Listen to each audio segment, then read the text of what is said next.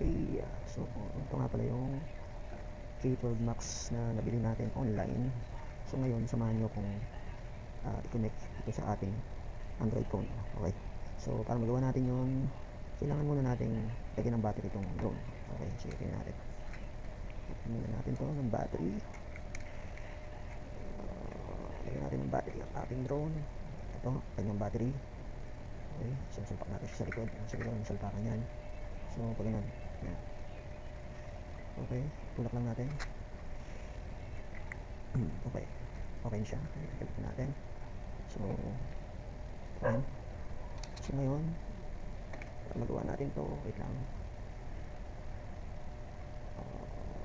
Okay. So ito nga pala yung kanyang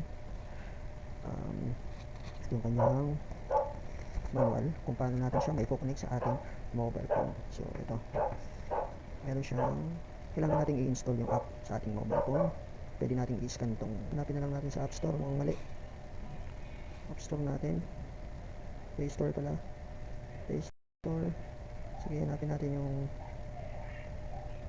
KAIFPB.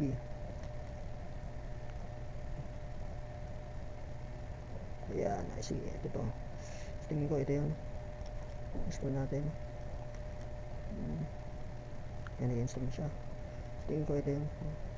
Dahil ito yung lumalabas sa yung design na lumalabas sa ating remote. Hello? So, wait, allow. Okay. Hello?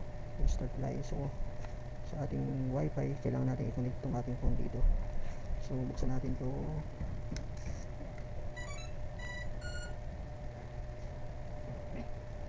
Hindi ka na-charge?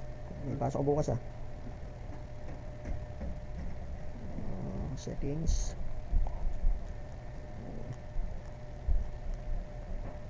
Wi-Fi. Hanapin natin to. KAA. So yan, ito. Connected. Okay, connected na tayo.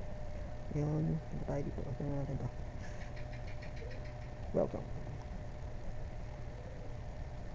Okay. Wala siyang SD card. So ayan, anong SSID lumabas. Okay lang yan. So yun, gumagana siya. Gumagana siya. Ayan, tingnan ko gumagana siya. Okay, gumagana siya. Okay, nakita niyo yung pogi na yan.